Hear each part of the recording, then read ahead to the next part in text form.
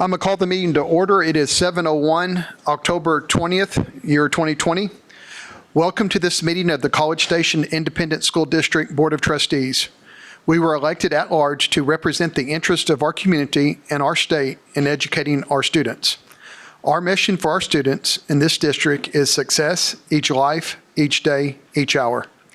We adhere to all pertinent laws, policies, and procedures in posting agendas and conducting our meetings. The detailed agenda information was made available to us all at least 72 hours in advance, and we have all come to this meeting informed and prepared. We have just completed a workshop meeting where we heard reports and discussed much of the information needed to make decisions in either this meeting or in upcoming meetings. This is a meeting of the 7 trustees in a public setting rather than a public meeting. As such, public comment is included on the agenda at a specific time and requires us to listen rather than take action, so to abide by the Open Meetings Act. We are pleased that you have taken time this evening to join us. We are very proud of this school district, and we thank you for your interest in and support of our students. I'd like to say that we have 6 members, we have a quorum, and we have 6 members present. Mr. Martindale. 6 of 5. 6. Thank you, Mr. Schaefer. We have some of our high school students here this evening that are going to assist us with our pledge and moment of silence. Now, I see our principals, but I see the students standing, so I assume the students are just going to come forward and introduce themselves. Is that correct? I'm getting a thumbs up from all. Excellent. If y'all will come forward and introduce yourselves, please. Thank you very much.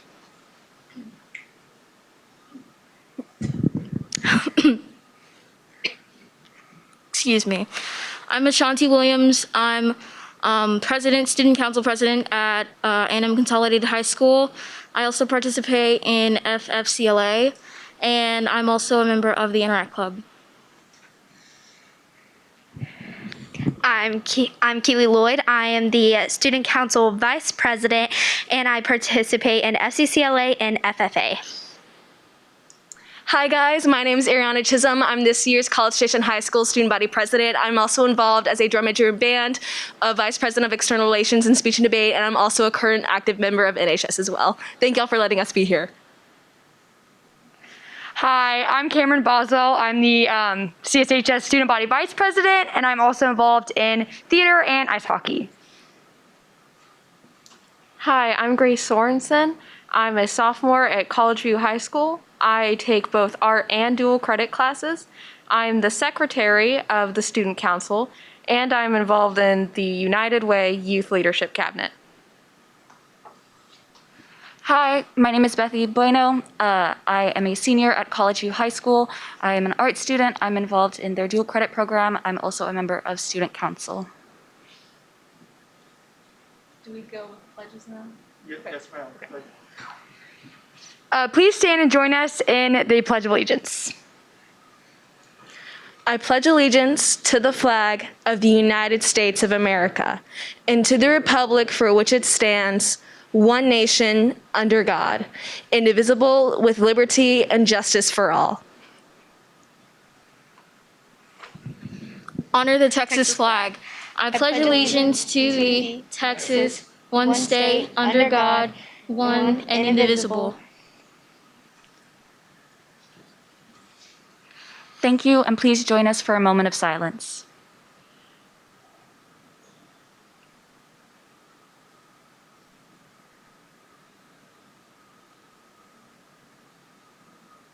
Thank you.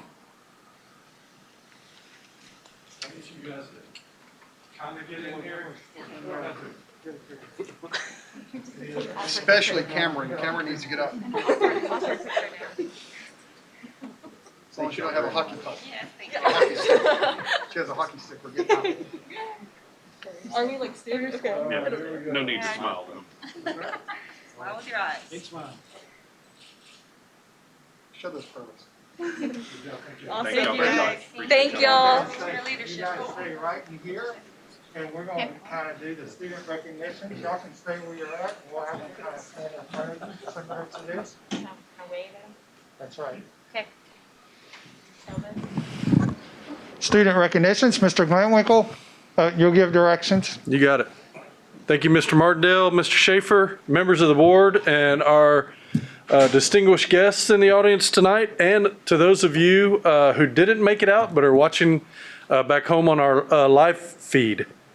We have the privilege of introducing 16 phenomenal students tonight. These students were recently named semifinalists in the 66th Annual National Merit Scholarship Program. In the last 18 years, College Station ISD has had 228 National Merit semifinalists. So you guys are continuing a long legacy of National Merit semifinalists in this school district. These 16 students are now in a pool of approximately 16,000 semifinalists nationwide and are competing for 7,500 National Merit scholarships worth a total of approximately $31 million. About 90% of the semifinalists will be named, should be named finalists, and of those, about half will win a National Merit Scholarship and earn the prestigious National Merit Scholar title. These winners will be announced in a series of press releases beginning in April and concluding in May. So as I call your name, please come forward and accept your certificate from Ms. Horn over there on your right. And to adhere to social distancing guidelines, please accept congratulations from the board members without shaking hands. Parents, feel free to step forward and take any pictures you would like. Our first recipient, David Chang.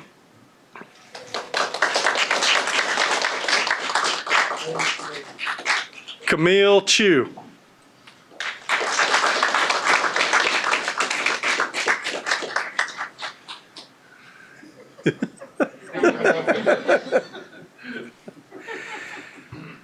Celine Choi.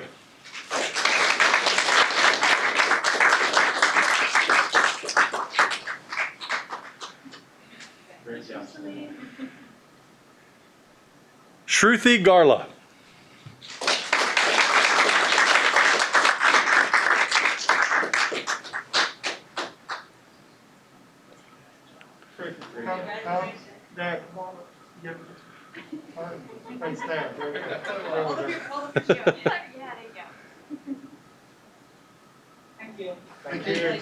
Paul Kim.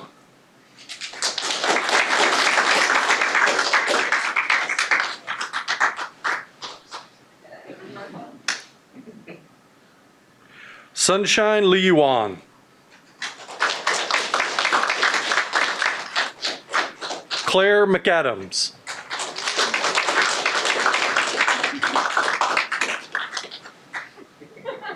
Give her a hug. Give her a hug. Sure you're smiling.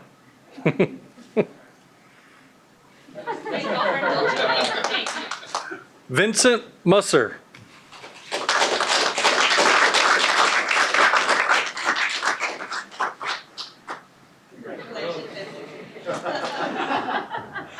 Kyle Palermo.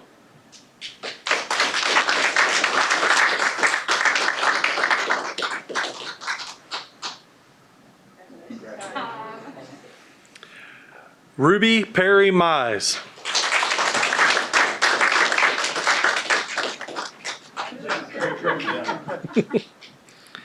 Elise Sawyer.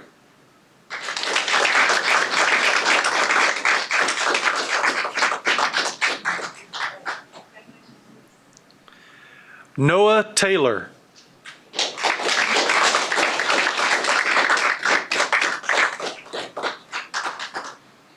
Great job.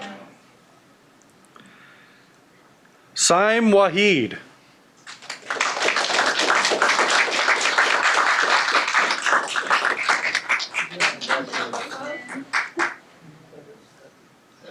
There we go.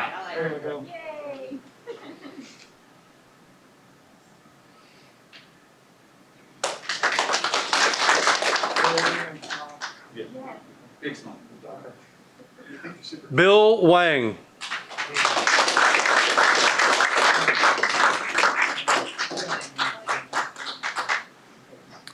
Brian Yan.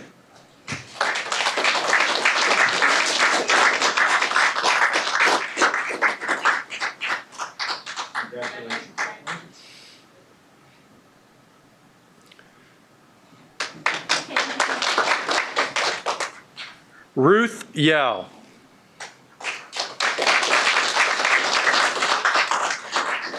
Mr. Martindale, Mr. Schaefer, that concludes our recognitions for this evening.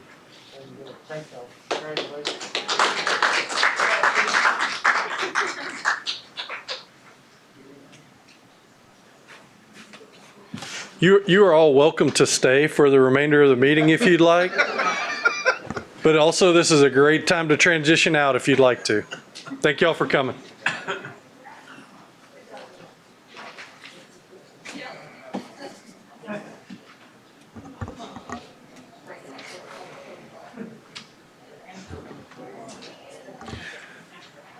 We'd like to recognize the artwork provided by College Station ISD Head Start, A&M Consolidated High School, College Station High School, and the College View High School that's in the back of the room. Very outstanding.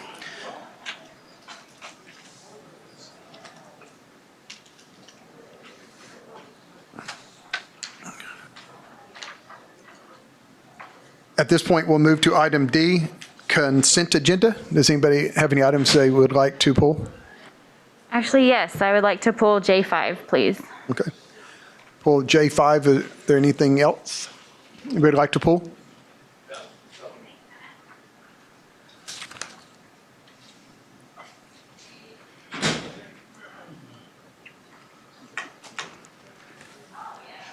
Need a motion? Yes, ma'am. Make a motion to approve the consent agenda without J5. I'll second. So the items that we will approve on consent would be G, H3, H4, H5, J1, J2, J3. It was J5, right? Correct. And so J4. You got a motion and a second. All in favor, please say aye. Aye. Aye. Any opposed? Motion carries 6-0.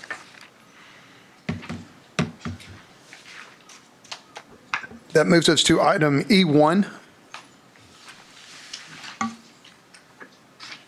Receive report on board member continuing education credit. Mr. Martindale. Mr. Schaefer, if you'll read that into the minutes. And just to relieve any, excitement around this, everybody gets a check plus. So very excited everyone met their continuing hours. Thank goodness Mr. Nugent's here. So since 1986, the State Board of Education rule has required that a public announcement be made each year of the names of the board members who have completed the required continuing education hours and who are deficient. The annual required continuing education is a basic obligation expectation of any sitting board member under State Board of Education rule. The board president shall cause the minutes of the local board to reflect whether each trustee has met or is deficient in meeting the training required for the trustee as the first anniversary of the date of the trustee's election or appointment. I am proud to say all 7 of the College Station ISD trustees have exceeded the required hours of continuing education as of the first anniversary of the date of each board member's election or appointment to the College Station ISD Board of Trustees. Board Member Secretary Mike Nugent, place 1, has exceeded. Trustee Amanda Green, place 2, has exceeded. Trustee Joshua Ben, place 3, has exceeded. Trustee Jeff Horak, place 4, has exceeded. Trustee Kimberly McAdams, place 5, has exceeded. President Michael Schaefer, place 6, has exceeded. And Vice President Gerald Nolan, place 7, has exceeded.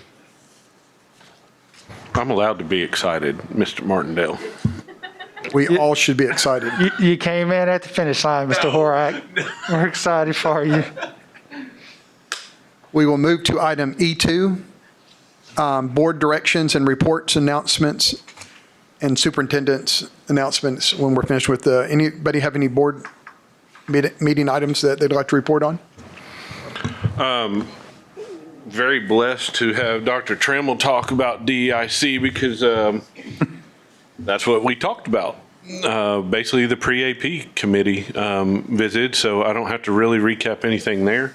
And then language other than English was also included in there. But the big one was we've already started talking about the calendar. So we're going to see which pandemic comes in 2021. But yes, they've already started talking about the calendar, getting it ready and discussing it and reviewing what we've done in the past and going from there. So that's DEIC for you. Thank you, Mr. Horak. I can do the Head Start Policy Council. We again met this month, again by Zoom. And this was their annual it was the first meeting for the new Policy Council. So they rolled on a lot of new parents, which is always exciting. And one of the best things about that meeting is when they go around the room and they ask the parents to kind of give reports from different schools, the different activities that are going on. And they are just a very enthusiastic bunch about Head Start and about their Head Start teachers particularly. So it's always a very positive thing. I think they're basically fully enrolled for early Head Start and Head Start. And the only thing, and I think this is a national thing, I may have mentioned it last time too, is that pre-K enrollment numbers are down, and that's they're seeing that nationally, that just parents are deciding to hold their pre-K students home. So I don't know if we'll see the impact of that later down the road or not, but I think our numbers are about 20 to 24% down than compared to last spring. So that's it on that one. Oh, and just SHAC meets next week for the first time. SHAC meets twice in the fall and twice in the spring. It will be next week. Yep, and I would just add that I'm excited about, we just approved them on consent agenda. Thank you, guys. But I'm excited about some of the people I saw on that, some returners and some new people. So I'm excited to work with them. Ms. Ahmed and Ms. Wallace, give you a little shout out. I'm excited.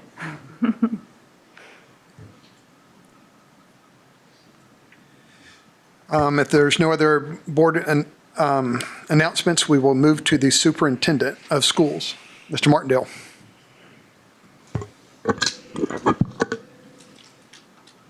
Thank you, Mr. Schaefer. Mr. Hutchinson, can you help me out with projectors, please, sir?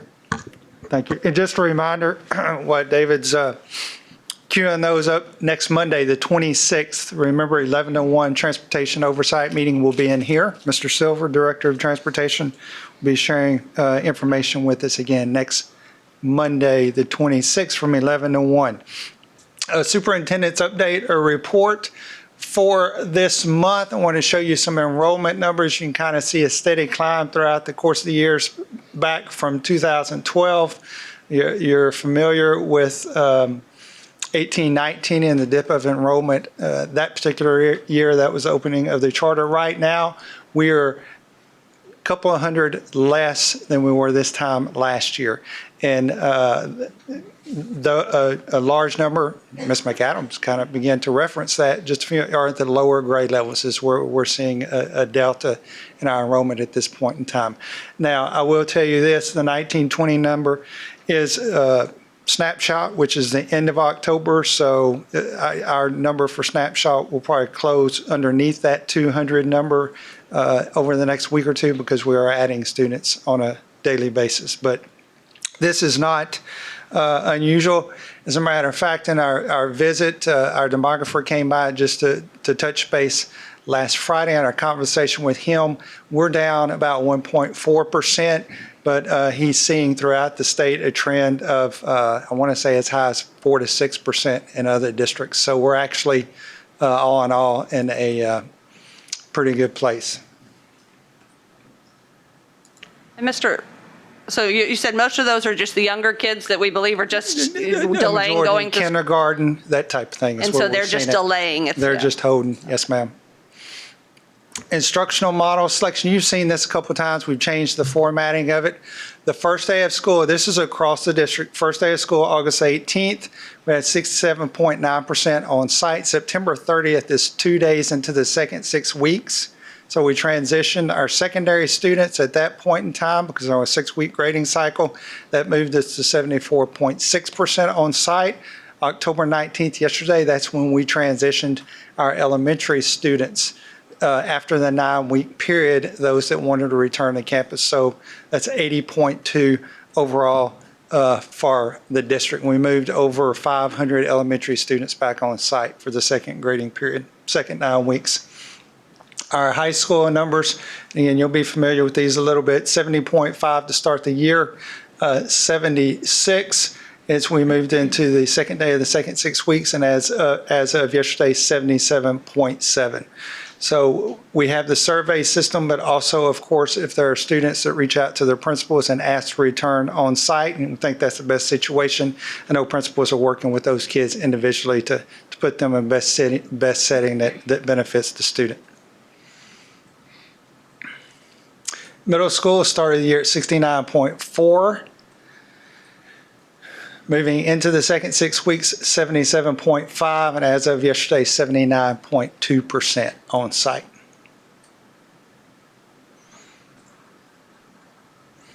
The intermediate level started the year just shy of 68%.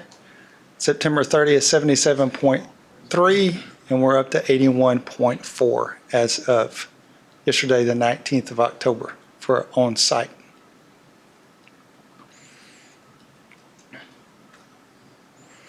Our elementary, 65.5 the first day of school. Movement through the course of the first 9 weeks to 71.3. And as of yesterday, when we did survey and transition kids for the second 9 weeks, almost 83% at the elementary level at this point in time. Update on our cases, and of course, the board knows they receive this update on a weekly basis. I'd like to share it here just for the general public. Of course, all this information is available on TEA's website and their dashboard. But as far as our employees through last Friday, since the beginning of the school year, 35 total cases. We have 8 currently active with 27 recovered. Reminder that we have approximately 2,000 employees in our facilities on a daily basis.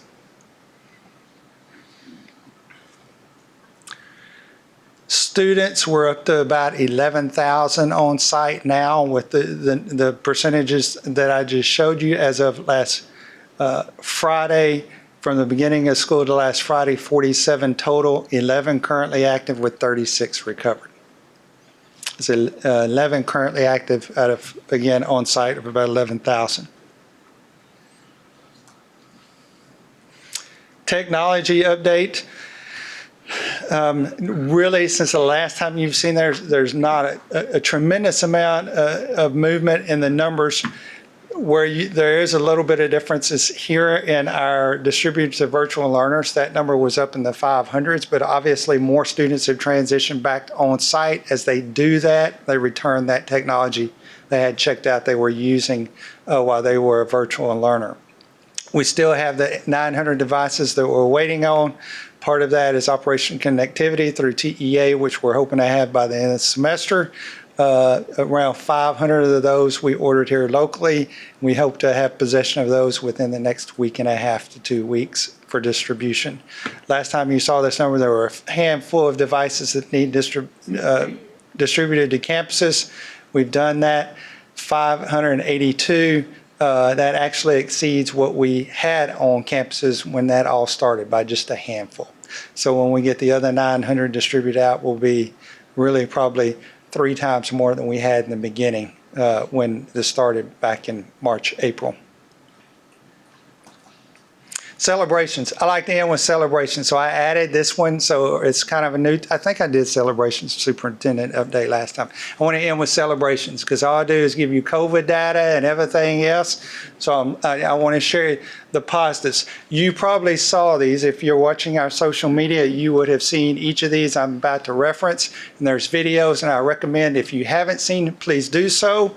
Just want to recognize Mr. James. He's one of our bus drivers for the last 24 years. There's a video on our Facebook page. Mr. James writes poetry as a hobby and is exceptional at it. So I encourage you to take a look at our social media and listen to Mr. James recite his latest poem, Hold On and Be Strong. You may have seen this one as well. We added a book vending machine, the Southwood Valley. I saw Allie earlier. I think she headed out, but that was made possible by a grant from our Education Foundation. But they took an old vending machine we'll typically get snacks out of, and it became a book vending machine. So they celebrated that. There's some video associated with that as well. And lastly, it would not be a celebration if we didn't at least throw kudos out to Mr. Caruso and him winning championship, an A&M Consolidated former student, so very excited and proud of him. So, Mr. Schaefer, that is a superintendent's update for this month. I'm assuming the Education Foundation has got in touch with him, right? No comment.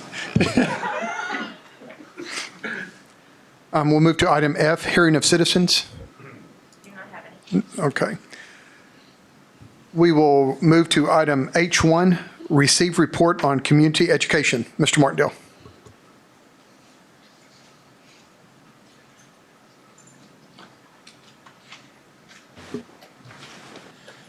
Mr. Gardner, our Director of Community Ed, is going to give us a program update. Again, this is our program update we do each month on a different one. This one, Community Ed. Again, Mr. Gardner, I'm trying to buy you time because I think I accidentally closed your presentation, so I'm trying to give that time back to you to help you out. Yeah, I got it here in a second.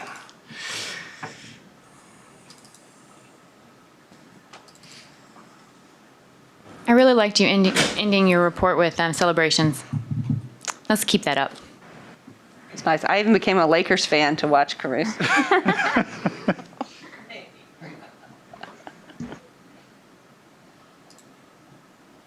Okay, Mr. Schaefer and members of the board, I would like to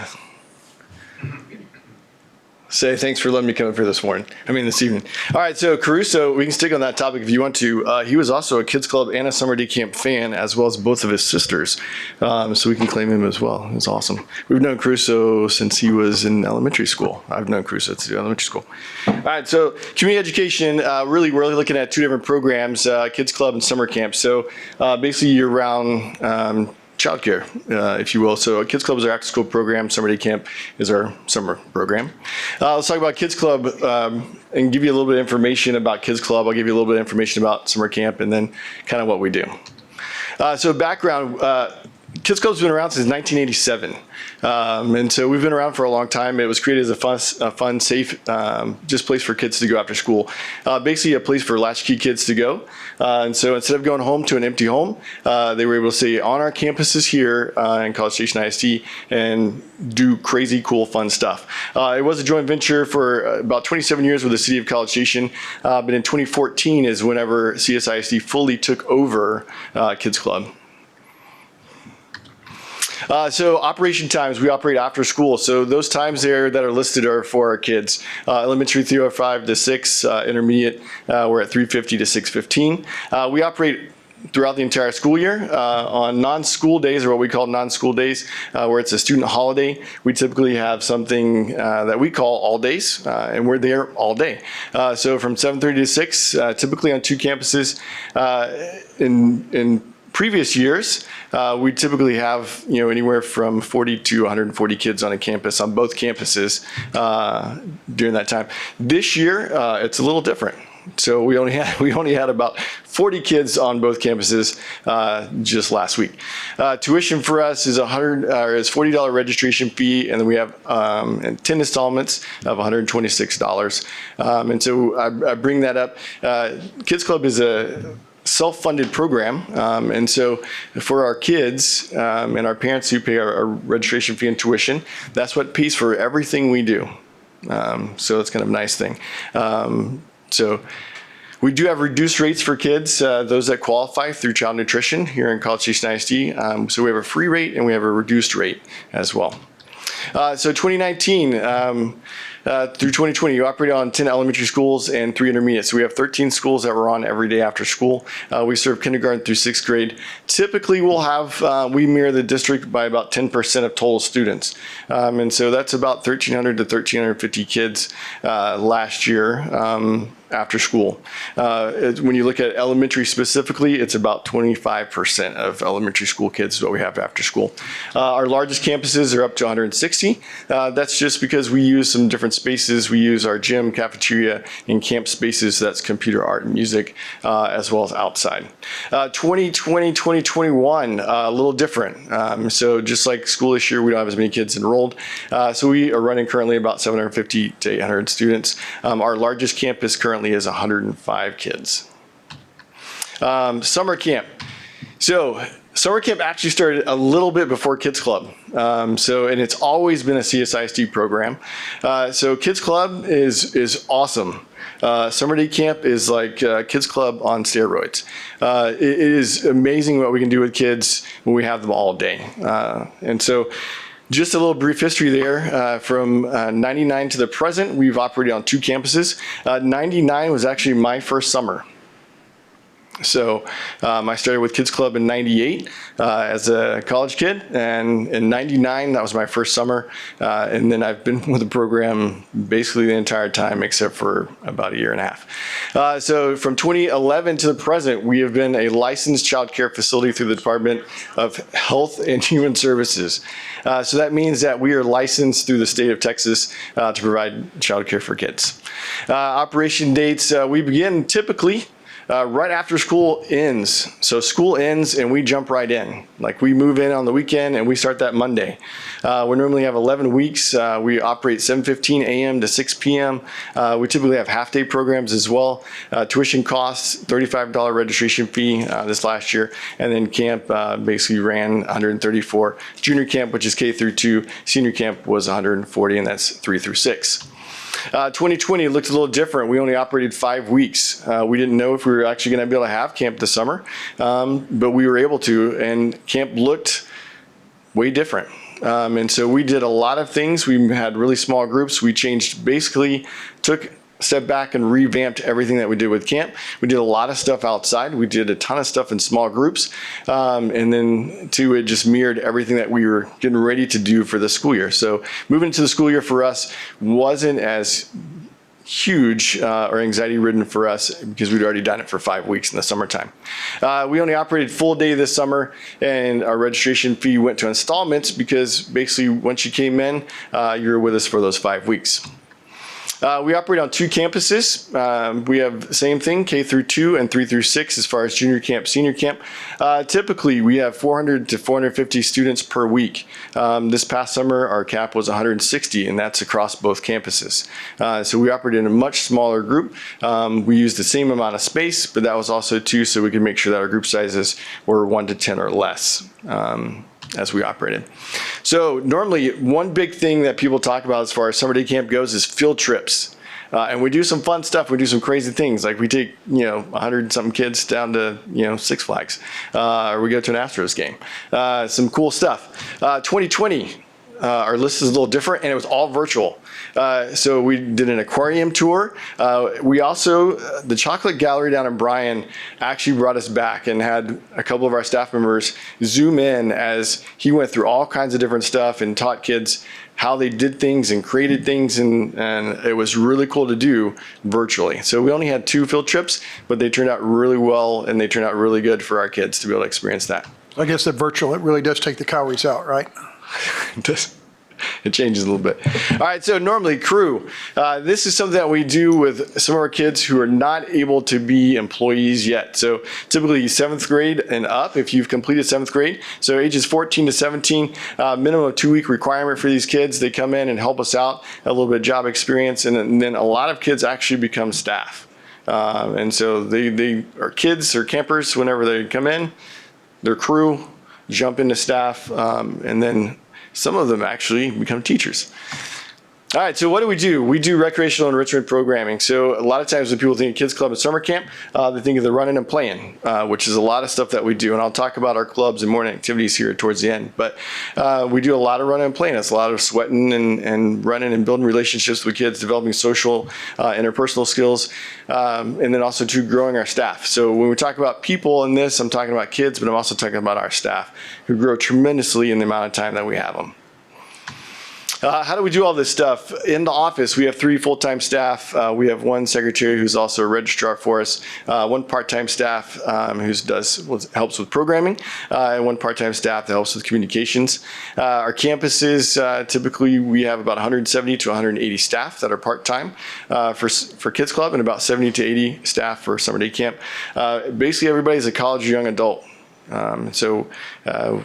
They come from all different backgrounds, all different majors of study, which I truly enjoy. But also, too, we get a lot of our staff who want to work in education. So for us, here in the district, one great thing about Kids Club and is very different from most other districts is that we have our own program. Very rarely do you find in a district that you have your own program that's operated by the actual district itself. Our staff are able to receive the same kind of trainings and things that our campus personnel have. Conscious discipline, champs, restorative practices. They learn group management. So whenever you think about Kids Club and stuff and our staff coming in, they typically don't think about, hey, I want this job because I want to learn public speaking. That is one thing they come away with for sure, because you go from someone who maybe has to talk to a couple kids to talking to in front of 160 kids.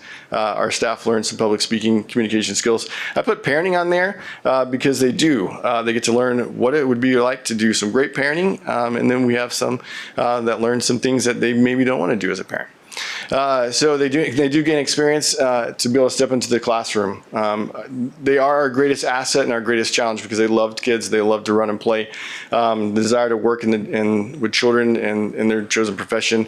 But a couple of things that we do have is they are college kids, and so we may have them for a semester. We may have them for 4 years. It just depends. So we do have some turnover. Staff development too. All of our staff typically are going to be in class during the day and come to us in the afternoon.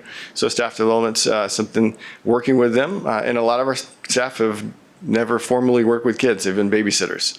And so we take them from that point to being able to run their own group. So that's that experience piece. As far as staff, keeping them in CSISD, currently we have over 40 campus personnel that are former Kids Club or Summer Day Camp staff in all kinds of positions across the district. We are currently on 18 of 19 CSISD campuses, and actually some of them started as Kids Club kids. Which, actually one of the ladies that's in the office with me, Lindsay Serracano, was a Kids Club kid. So was my wife, actually. So community involvement, we do a lot of different things. Relay for Life, 50 Men Who Can Cook, which we truly enjoy.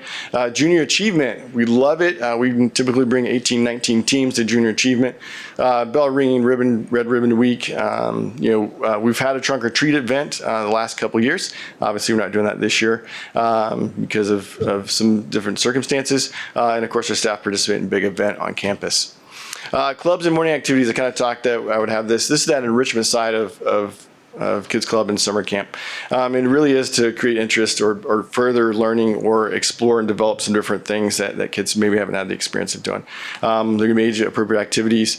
Weekly, we typically do them once a week for Kids Club for 6 to 8 weeks. And for summer day camp, it's on a daily basis. So we'll run morning activities and clubs. Here's some examples. So some STEM stuff. Currently, we have our intermediate schools or some of our other campuses are going to be building some planes out of cardboard. So they're creating, designing, and building those in teams, and they're actually going to fly them or attempt to fly them. Here, typically off of, I think we're going off of our middle school bleachers. We're going to see how that works. Archery is something that is really cool that we like that we're doing. Currently at Oakwood, every Friday is Archery Day. And so Lindsay, I mentioned her earlier, she is certified to teach that and instruct that, so she's doing that every Friday. Those are some other examples. We do have athletics, we have improv, we've got other science and different things and building some different stuff. So really cool stuff with kids. Of course, numbers, you got to talk about this as far as budget goes. We are combined almost $2 million in budget a year. Of course, most of our expenses come out of staff. We do provide snack after school for our kids. And then, of course, for summer day camp, another big expense for us, because we typically do field trips, is transportation. And so it takes a lot to get our kids where we're going, and we typically travel a lot. And of course, our revenue is going to be student and parent tuition. So fund balance, I know that's something that's been questioned as far as, are we going to survive as far as Kids Club and summer camp? We do have a fund balance. It's been a healthy fund balance. And just like anyone else, we spent a little bit of money last year, just making sure that our staff were taken care of in the spring semester. So we had a lot of staff who stayed here and had an apartment to pay for, or had some other things they pay for. So we continue to take care of that, but we still have a healthy fund balance. So if that was something that's been questioned in the past, we're here, we're going to be here. And so we truly enjoy serving CSISD, our families in the community. And I'd be happy to take any questions or answer any comments or anything about either program. So you failed to say that you work really well with the PTOs. Oh, yes. We do work. Yes, that is. So PTO, of course, like anything else, any kind of entity in the district, I mean, you have to build rapport and work with them. So our PTOs truly appreciate what they do for our campuses, because we're all on the same team. But working with PTO, because there's events and things that PTO has that typically comes in the space that we typically use. And so working around schedules and working with our members of the community that are coming in to serve our kids is hugely important. And so we truly appreciate when they work with us and to campus and school administration on making sure that our kids on our campuses are taken care of. And you've also helped out a certain PTO. I think one of your kids was a DJ for us. At Southwood Valley. It was awesome. The Kids Club came out and they came out to our glow run and DJ'd and danced and ran with the kids all day long. It was amazing, and the kids absolutely loved it. Yeah, so our staff are great. Thank you for bringing that up. Our staff are great. They truly love kids. And so any way that they can come out and help on campuses, we encourage them to actually attend the events that are going on campuses as far as PTO and some different things. So carnivals, fall festivals, helping participate in those things, and always asking PTOs or who else to let us know, and so we can volunteer if we need to. I think they definitely get some of that passion from their director. You did an excellent job. Yeah. I appreciate that. But really, honestly, our staff and the people in my office are really the people to thank, because they do an excellent job. And they're constantly pushing to do better and change and innovate and do what's best for our kids. I'll add it is a fabulous program. I can say that from a mom's perspective who utilized it for many years with both of my children. And, it's wonderful when they are excited to get to go to their, after school program. And sometimes we're disappointed on the days I wasn't working and could pick them up early. It's like, no, we have to go to clubs. So they truly love it. And I will also say from a school board member perspective, it's also wonderful because it is a program that I never hear any complaints about, right? It is only positives about particularly Kids Club and the summer day camp. Lots of great things. One question, can you expand a little bit more on that reduced pricing and the free pricing? How is that funded and how is it determined? Maybe how many kids actually take advantage of it? Yeah, so typically for our free or reduced kids, we're looking at about 10%. So 10% of our population that attend Kids Club are on free or reduced lunch. And so with free lunch and reduced lunch, we do look at a percentage of total cost, or what would be their normal cost. To qualify for that, they do have to receive free and reduced lunch here in College Station ISD, so through Child Nutrition. And they do also have to provide a need, so either a parent who's working and needs childcare, or parents who are students and need childcare. And so we take a percentage off of that for our students. And so in the past, we've had some different grants and things that have helped fund that piece, but currently we do not have anything that helps fund that piece. Oh, sorry. Well, go ahead. I just want to make sure I heard it right. So about 10% of the kids get some reduction, and it's. Did you say about how much is their bill reduced? So for our reduced lunch students, it's at 20%, and for our free lunch students, it's at 40%. It's a 20% reduction? Yes, ma'am. Reductions, okay.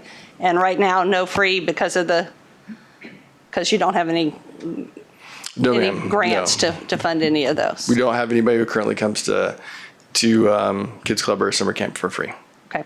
No, I do want to say, though, that we have worked with the Education Foundation. And so we are looking forward to that as far as helping fund, which they did help fund some of our students who attended summer camp this summer. And we are looking to have that happen again in the future. So our Education Foundation has worked to bring that about. And really, we want to be able to give our kids a full summer camp experience. And so hopefully in this coming summer, 2021, we'll be able to do that. Yeah, because I'll say it's a whole lot more than just a daycare, that's for sure, right? I mean, some of the things you listed about all the activities that are going on, and just I think all the even there's a time to study and do homework as well, but there's so much other learning that's non-academic that's going on as well. So yeah. It's a great program. Thank you. Yeah, it's a pretty amazing program. In regard to the fund balance, is that something that I guess number one, how big a hit or if any did that take because of COVID, and then number two, is that something that y'all have ever had to use or would use to provide discounted rates for kids or free participating in the program for free? Okay, so let me start with your first question of about how much did it take last year. So we, in the time that we were in COVID, we probably used somewhere between $200,000 and $250,000 to help pay for our staff during that time. And so as far as the fund balance itself, the purpose of our programs is to take in the amount of money that we need and spend it. And so we do that fairly well. And so there have been times in other cases that, like anything else with our fund balance, we've had to use for things that we didn't budget for, like vehicles or, I mean, obviously, COVID. Have we thought about and looked at the possibility of having some type of fund or like a scholarship program? We've had some people who've asked about scholarship programs in the past. That is something that we have considered, but it's not something that we are currently doing.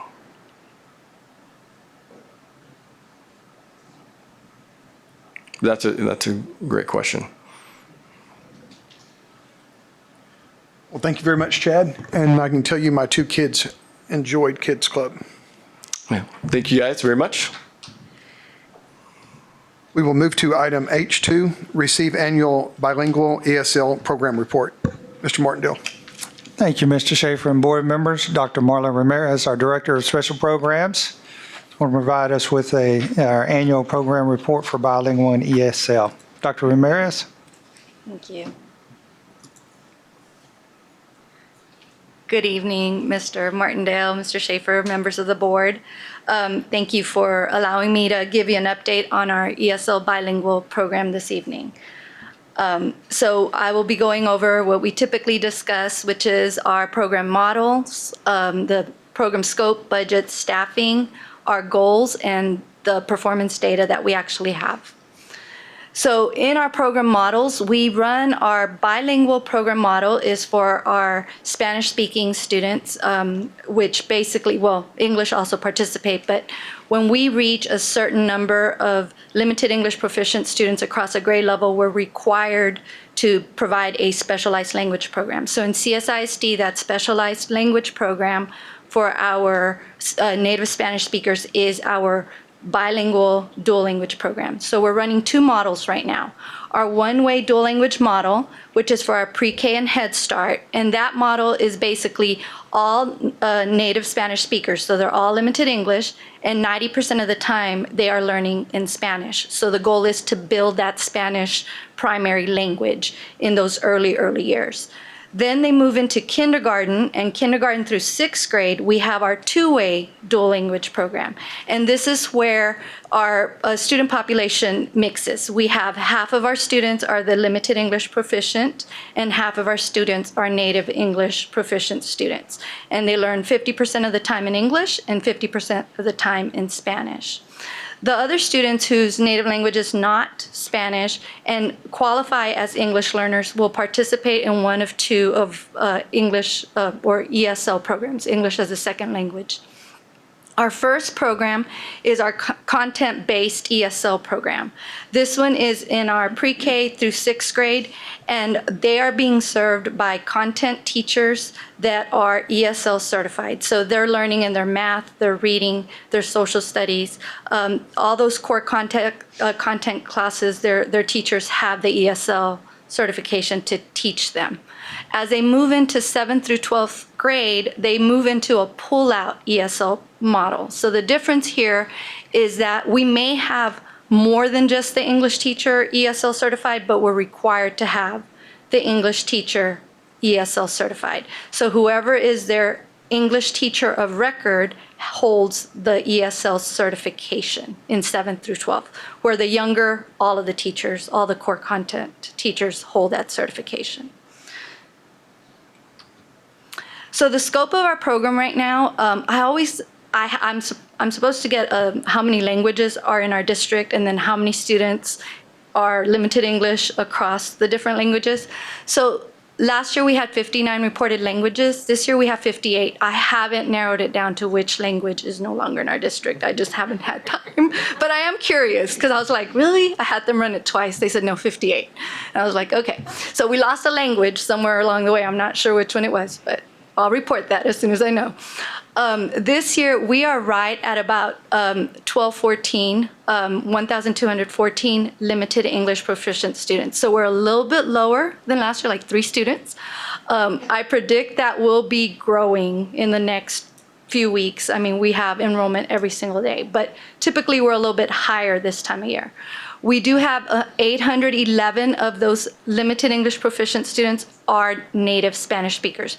And that goes back to our specialized bilingual dual language program that we're required to have.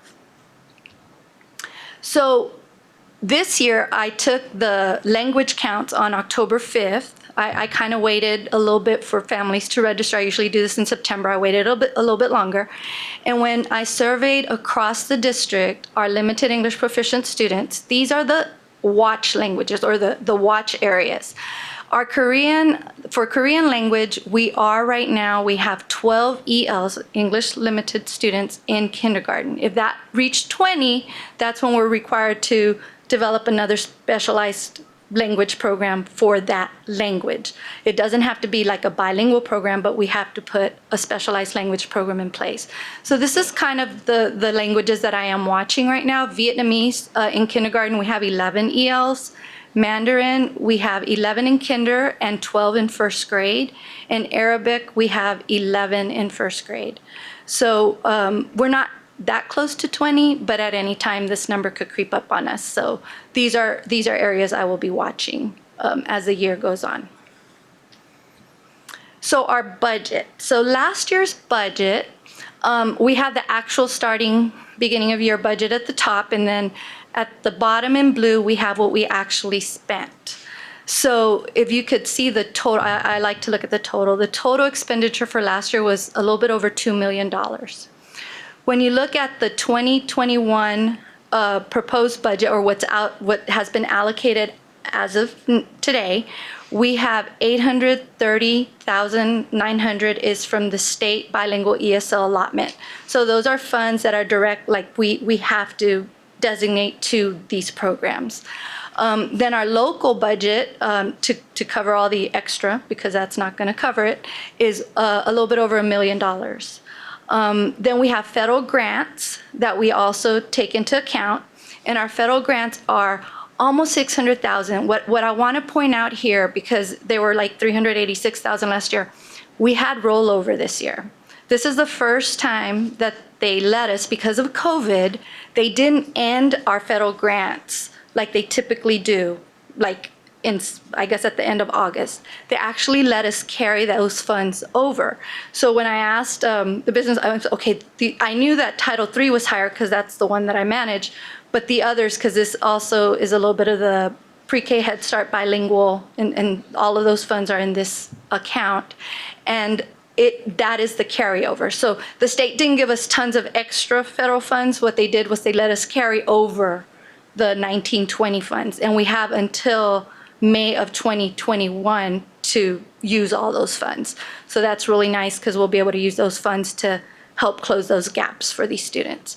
So our overall budget is at like it's almost 2.5 million, which is probably what we're going to need this year just because of the added materials and added resources that we'll be needing to help our ELs catch up from COVID.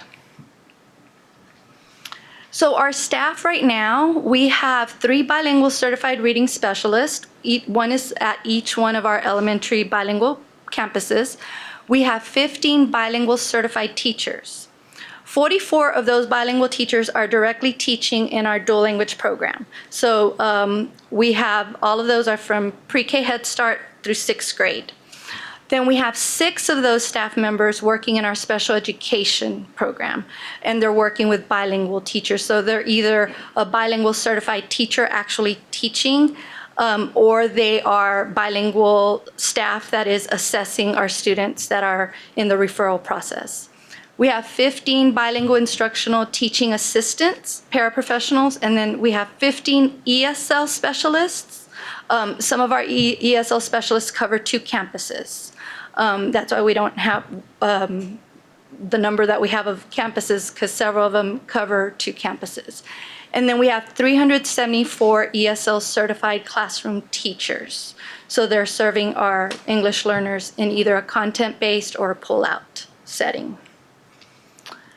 So we're required by November 1st to submit a report to TA to determine what our staffing looks like compared to our needs. So they call this report a bilingual exception and an ESL waiver. So this year we will be submitting, and we submitted one last year. We actually look a little bit better on the bilingual side than we did last year, but a little bit worse on the ESL side, and I'll explain that in a minute. But we will be submitting both a bilingual exception and an ESL waiver to TA, just talking about our teaching, like our teacher certification deficits, because we do have a few. So right now, in bilingual, we have 2 teachers that are teaching our bilingual SPED early childhood students. So what we're talking about are 3- and 4-year-olds that they put Spanish as their native language, and their PPCD teacher was SPED certified but not bilingual. Now these teachers are bilingual, like they can speak Spanish, they're just not bilingual certified. So we have 5 students that fall into this bilingual exception. One of the teachers is actually in a bilingual certification program at A&M right now, so we're hoping that by the end of November she has that certification. So what we will officially do, and this is written in our plan, that we will be providing bilingual paraprofessionals, which are already there in the classroom, but the teachers themselves are bilingual, to help support these students. We also provide them professional development in dual language teaching and learning practices. On ESL, this year we have 23 teachers that are serving ELs without ESL certification. This is a little bit higher than last year. And when we broke it down and we looked at it, a lot of these situations happen because of virtual. We have virtual, some of these kids are in a virtual learning environment. And because they were with a virtual teacher, when they were placed in that virtual section, that teacher wasn't necessarily ESL certified.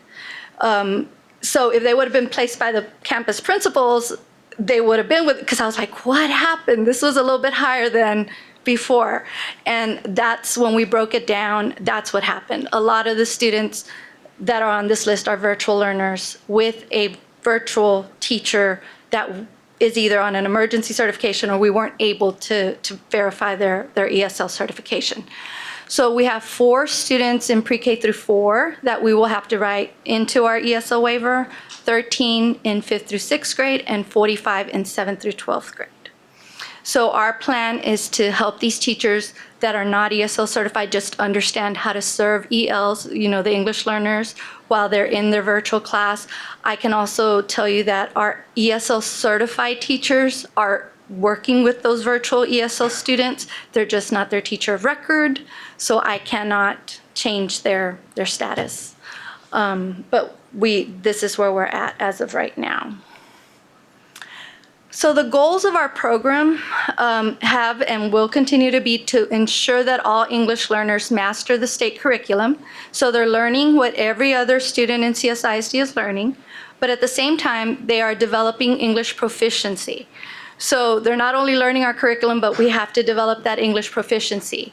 In our bilingual program, we want them to become fluent and literate in both English and Spanish. So you see how this gets a little complicated, but it's really exciting.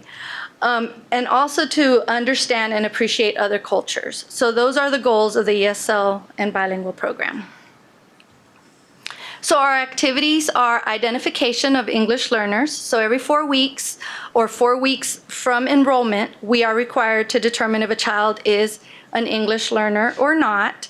And the way we are triggered to this is their home language survey. So when a student registers in a Texas school, or any school really, they fill out a home language survey which asks them, what's your primary language? What's the student's language? And by answering those questions, if they put something other than English, that triggers for us to identify if this student is an English learner or not, a limited English proficient student. The assessment that we are using is a state assessment. We have no choice. This is our assessment. It's called the pre-loss and the loss links. So our pre-K kindergarten students are administered the pre-loss links, and our 1st through 12th graders are administered the loss links. We also give them, they take the TELPAS assessment and they take the STAR assessment. So they're not exempt from any of the state's tests. We do monitoring. That is an ongoing process. Every progress reporting period, every report card period, we're constantly monitoring how these students are doing. If they start failing classes, we're constantly going back to LPAC to determine how to serve these students. And then, of course, we always look forward to reclassification. Reclassification is when the students meet the language proficiency and they're able to move out of the title of English learner and into they're considered a regular proficient English or English proficient student. ESL summer school. Okay, so this looked a little different, just like summer day camp looked different, this looked different. So we typically hold ESL summer school in June. So a couple days after school's out, we start ESL summer school this year. We kind of held on a little bit and waited to see what was going to happen, what the state was going to tell us.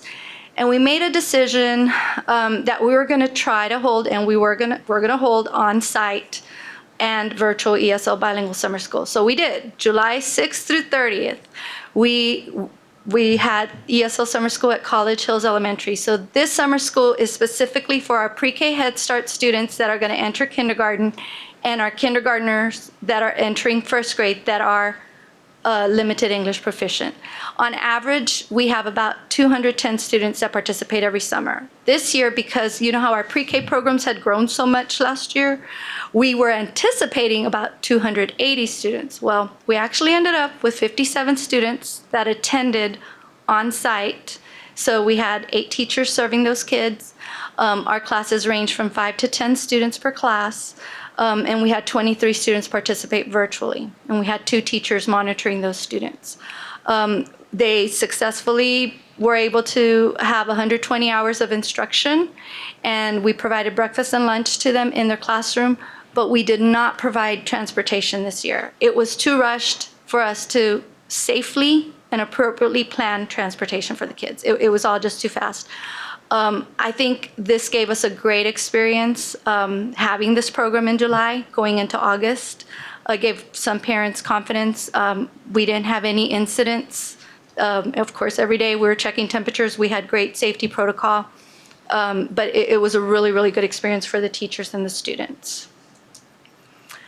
So we were able to collect TELPAS data. So I was super excited that as a district, 77% of our K-2 students successfully completed and were able to be scored on TELPAS.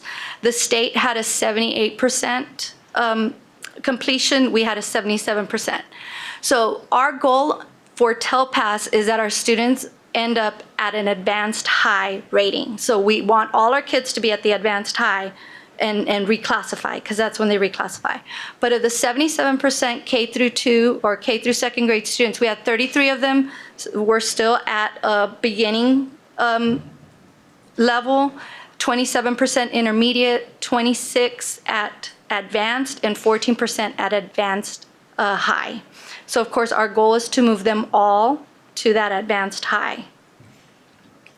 In our 3rd through 12th grade, we had 51% of our students actually complete our testing. So what happened was when we didn't come back from spring break, our TELPAS window always opens right before spring break, and then it ends like right before, about the end of March. So we had half data. I mean, we had a lot of writing samples sitting on campuses, but we couldn't get to them and stuff like that. But we were still able to have a 51% completion rate of our 3rd through 12th graders. Again, our goal is to get them to advanced high. 8% of our students were at beginning, 27% intermediate, 42 at advanced, and then 23% at advanced high. The next slide is what makes me get excited, because the goal is move them one level at a time, at least one level at a time.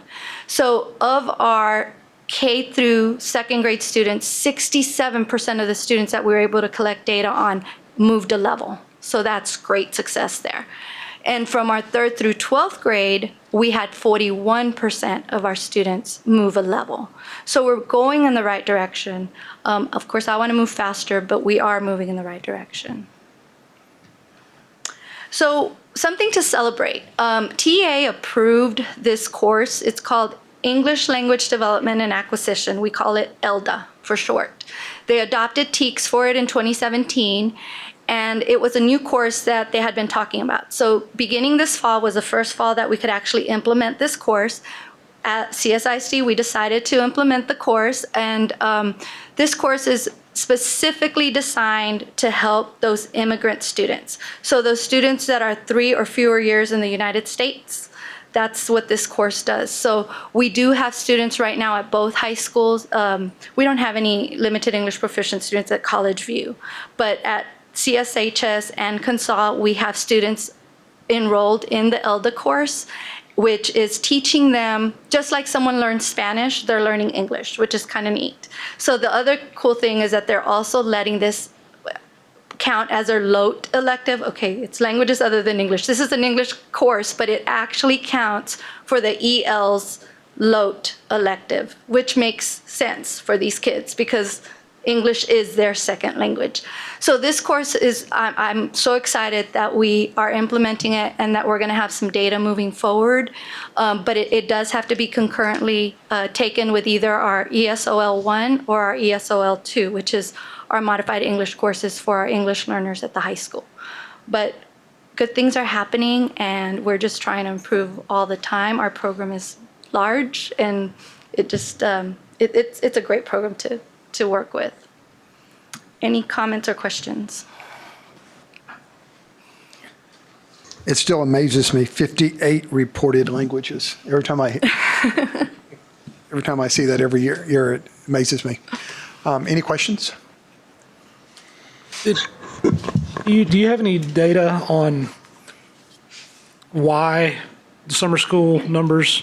Was it the transportation issue, or? It was, I don't want to send my child to school because of, and I'm glad you asked that question, because we did ask, why are you not coming? Is it because of COVID? Is it because of transportation? And 90% of the ones that chose not to come was because of COVID. They were afraid. I mean, it was July, and we took a risk, but we felt that Looking at spring data of our pre-K Head Start and kinder participation at home learning, because we were doing the at-home learning model at that time, when I was surveying the teachers, the participation was almost none for our ELs. So if we rolled out a program that was only virtual, which is what the majority of the state did, to be honest, I was afraid we were going to have 0 to no participation. So that's why we kind of held out. And I mean, I feel that the students that came got a lot out of the program, but it was definitely COVID. A few were transportation, but not many. I have two thoughts. One was looking back at what we talked about earlier with our HB3 goals, and there's a group for the EL learners, and if I'm reading it right, we do pretty well there. I mean, we do, compared to the state, we do at least comparable, right? We do, right. Comparable, yes. So I think I would say that's a good thing for your program, or there's still a lot of room in that group to grow, but at least compared to the state, we're doing pretty well. I was just thinking back about the goals you listed too, and I obviously a lot of those goals are focused on those English learners, but particularly with the dual language program, I mean, I think to make it work, you got to have the other half of the program. So I was thinking about what are the goals that you look at and then maybe even measures that you have for the non-Spanish speakers that show up in the dual language program. Sure. So we actually do have an achievement measure. So what we're doing right now is we're using MAP data because we luckily have it in English and Spanish. So our dual language students are participating in both the English and Spanish assessments. And what we are measuring, we just actually redid this a few weeks ago because of the newness of MAP. If the students who are native English speakers are at least at the 24th percentile or higher in their second language, which for them would be Spanish, starting in kindergarten, moving up, then they're meeting the measures that we would like them to have. Where in the past, we've always talked about they're making progress. We actually have set measures now that we're looking at in MAP to tell parents, your child is on track or no, your child's not on track. Because we have had that instance where a child gets to second grade and they start getting grades in 2 languages now, and the parents all of a sudden find out, oh wait, they're not achieving their goals in the second language. So we have worked on that, and we do have measurable measures right now. I can tell you the kindergarten is 24% because that's the one or the 24th percentile because that's the one that's on my mind right now, because the kinder teachers called me and asked me, you really want us to tell the parents the child's at an I? I said yes, because that's their second language, as long as in the first language. So we are tracking them. That's great. And I was even thinking about farther down the line, like how many of these students end up really becoming proficient in Spanish and lifelong speakers of that second language, and how that's been over the years. Are we getting more kids to get all the way through that Spanish 5 in high school, maybe, or? We do, and what we are finding is that a lot of the students taking the Spanish 4s and 5s were dual language students, either native Spanish or native English. Those are the majority of the students in those classes, are the students that started young. And they usually finish it by maybe sophomore, junior year in high school. They're done with their Spanish. So, yes.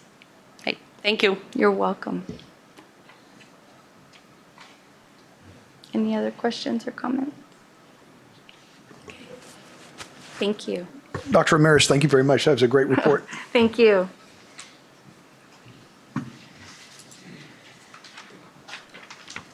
That was said in one language, so we got 57 left. I think that moves us to item J5. Mr. Martindale, consider approval of the financial reports. And I think I'd like to say, it's very exciting for me, this being my last meeting, and having Ms. Dross come up. Having almost all the members of the cabinet here tonight doing their last presentations for me on my go away. I'm glad you got to come up. I pulled it just for you. No, actually, I was just an explanation for you guys why I pulled it. I pulled it because looking through transmittal last week on Friday that we got, I was having a hard time understanding the section on general fund financials. So I just asked that to be explained a little more. Sure, I'd be glad to. I think that, and correct me if I'm wrong, I think the biggest question is not on the September 1 month financials, but it is on the updated ones for the 12 months ending August 31, 2020. I want to make sure that's correct. Yes. That's where we have questions. Okay, and one disclaimer, these are unaudited. Our auditors are here at the moment, so these will be presented to you again in probably December. The biggest change I think you'll see is these financials are 4 or 5 pages. Those will be about 100 pages, but I don't anticipate the numbers changing much, so I'll be glad to talk about them. But our business office works a lot in the month of September, making what we call year-end adjustments and getting the classifications correct and making some changes. And so that's why we put in an amended financial report for the 12 months ending August at this point in time. I think it's worth noting that the original budget for the general fund had expenditures exceeding revenue of a little over 3.3 million. And what we're estimating is that the shortfall will be about 1.5 million. A couple of things to point out. First of all, the school ending in March, there's a lot of things that went unspent. We had student travel that didn't occur. There was a lot of supplies that didn't occur, but a lot of things kept going, like payroll, utilities. We had a lot of protective equipment and supplies that had to be bought for the start of school. So all of that kept going. But there's 2 big things that occurred. One is that College Station ISD was awarded about $1.3 million in CARES Act monies. These are federal monies to assist us with the additional expenditures that occurred during last year and will continue to incur this year. At the state of Texas, although they said they were going to hold us harmless for our attendance last year, they actually, once we got those funds, reduced our state revenue. So for College Station ISD, that amounted to a reduction in state revenue, but it also threw us into recapture. So that is $1.3 million that we were not counting on that occurred. And then the second thing is under the other uses section, there's about $900,000 in property tax refunds. Those are cases that have been going on for years on property values, and they were judgments, so we did refund those monies. We will get that back in the way of state revenue, but it takes a couple of years to do that, so you're not going to see it this year. So those are the 2 big things that really affected our budget. But so if you look at before the other uses, $3.3 million negative, and the other uses is 544. That's after the adjustments for ESSER. We do have some of that federal monies, but we're going to use much of that this year to help us because enrollment's down, attendance is down. We're still buying those protective equipment, signage, so we'll be using some of that this year. Hey, Amy, just clarification. We adopted a 3.38 deficit, projecting a 1.5 at audit. Yes. We got about $1.3 million in ESSER funds.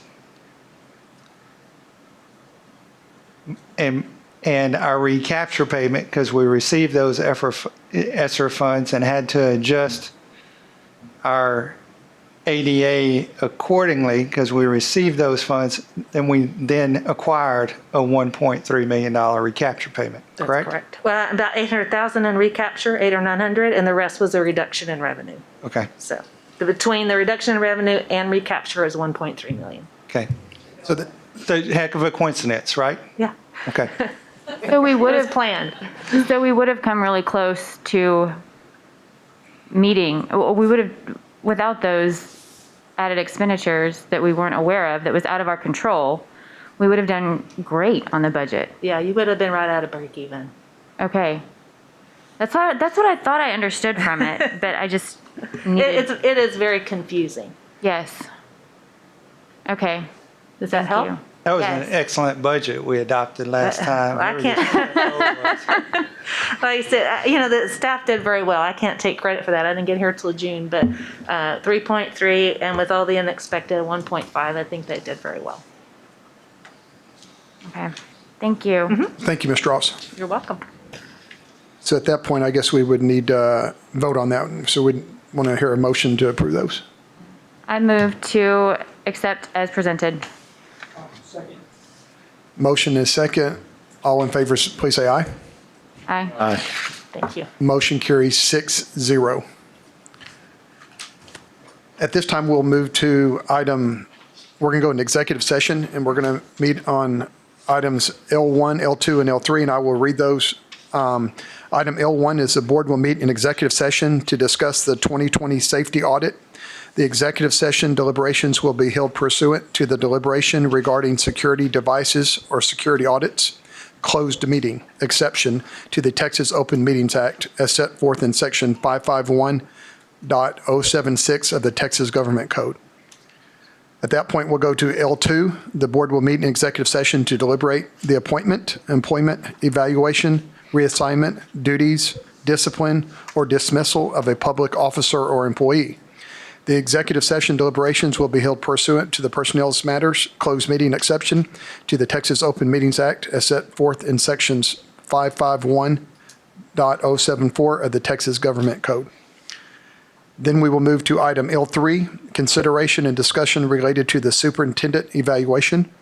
The executive session deliberations will be held pursuant to the Personnel Matters Closed Meeting Exception to the Texas Open Meetings Act as set forth in Section 551.074 of the Texas Government Code.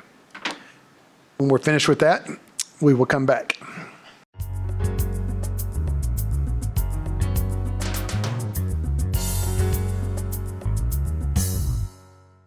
He makes you stay. It is 10:32, and we are going to adjourn for the evening. Thank you.